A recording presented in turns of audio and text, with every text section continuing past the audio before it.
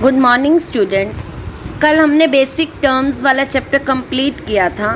आज मैं आपको बताऊंगी कि आप मल्टीपल चॉइस क्वेश्चन आपके किस तरह से आएंगे, आप उन्हें कैसे अटेम्प्ट कर सकते हो।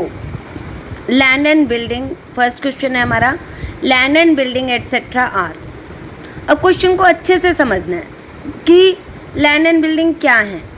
लैंड होती है खाली ज़मीन और उस पर जब बिल्डिंग बन जाती है तो वो कई बार हमारे पास जो ऑफिसेज होते हैं, जो ऑर्गेनाइजेशंस होते हैं, उनके पास बिल्डिंग भी होती है और आसपास खाली लैंड भी होती है, इसीलिए लैंड एंड बिल्डिंग दोनों वर्ड हम कई बार यूज़ करते हैं। तो ये हमारे पास एसेट्स हैं, संपत्ति। संपत्तियाँ क्या थी? जिसका व्यवसाय पे अधिकार हो और उन्हें मनी में मेज़र कर सकें, तो ये दोनों गुण लैंड एंड बिल्डिंग में है। लाइबिलिटीज़ तो वो होती हैं जिनके लिए हमें भविष्य में कोई ना कोई भुगतान करना पड़ेगा, तो लैंड एंड बिल्डिंग लाइबिलिटीज़ तो हो नहीं सकती। गुड्स, जिसका कोई व्यापारी व्यापार करता है वो उन सामान को हम गुड्स कहते हैं, ये भी नहीं हो सकती। तो इसका सही आंसर आपके पास क्या रहेगा? एसेट्स। इसका सही जवाब रहेगा आपके पास assets. Second question, what is called on who owes money to the business. जिस व्यक्ति को बिजनेस ने पैसा देना है या जिस व्यक्ति से बिजनेस ने पैसा उधार लिया है वो क्या है? हमारे debtors.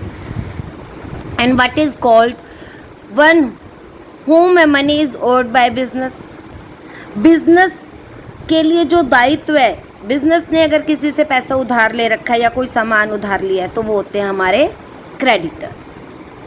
The items of business transactions which increase in proprietorship capital is called. जो प्रोप्राइटरशिप कैपिटल को बढ़ाती है, तो ये बात हमने कहाँ पढ़ी थी? प्रॉफिट में। कहाँ पढ़ी थी? प्रॉफिट में। अगर किसी बिजनेस में प्रॉफिट होगा, एक्सपेंसेस तो खर्चे हैं, खर्चे से तो पार्टनर की कैपिटल, प्रोप्राइटर होता है बिजनेस का मालिक, तो बिजनेस के मालिक की पूंजी, कैपिटल हमारी पूंजी थी जो बिजनेस के मालिक ने लगाई है, वो किससे बढ़ेगी? कैपिटल किससे बढ़ेगी? एक्सपेंसेस से तो बढ़ नहीं सकते, प्रॉफिट से बढ़ सकती है, तो ये भी नहीं, हमारे पास सही आंसर होगा प्रॉफिट। ड्राइंग्स तो वो होते हैं जिसमें बिजनेस के व्यापारी ने, बिजनेस के मालिक ने अगर बिजनेस से पैसा निकाला है पर्सनल यूज़ के लिए तो उसे ड्राइंग कहते थे हम। तो इस तरह से पहले आपने क्वेश्चन को अच्छे से समझना है। Main feature of business transaction. Business transactions क्या थी?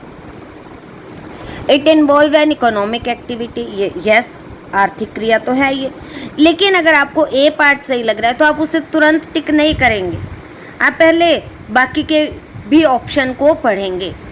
It result A change in financial position of firm.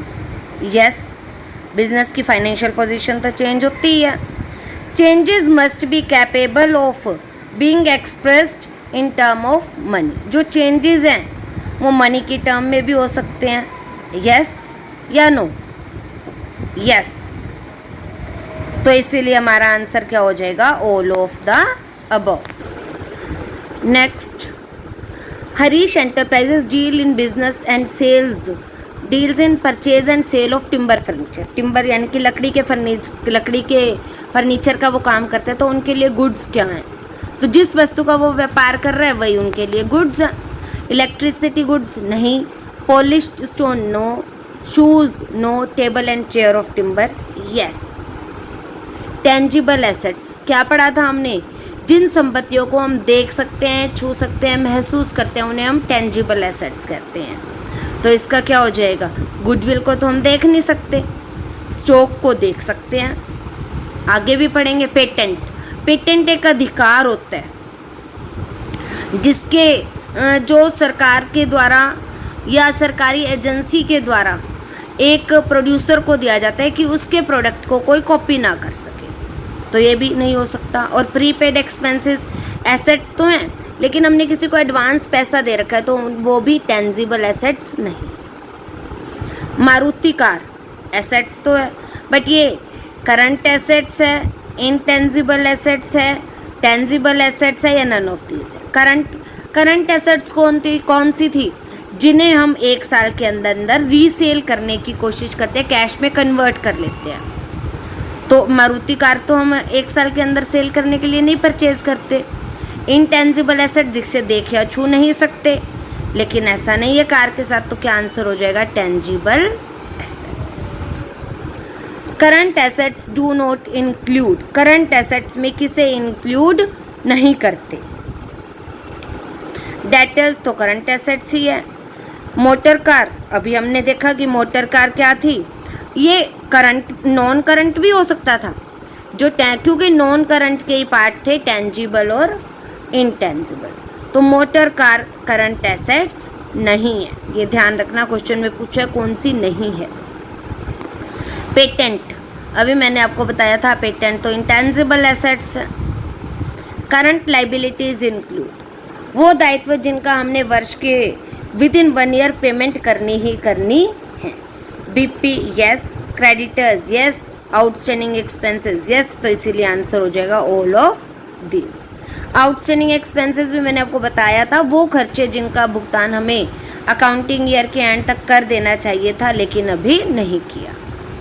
Intangible assets, intangible assets कौन सी हैं? कैश तो टेंजिबल है, हम देख सकते हैं, स्टॉक भी टेंजिबल है, गुडविल इनटेंजिबल है।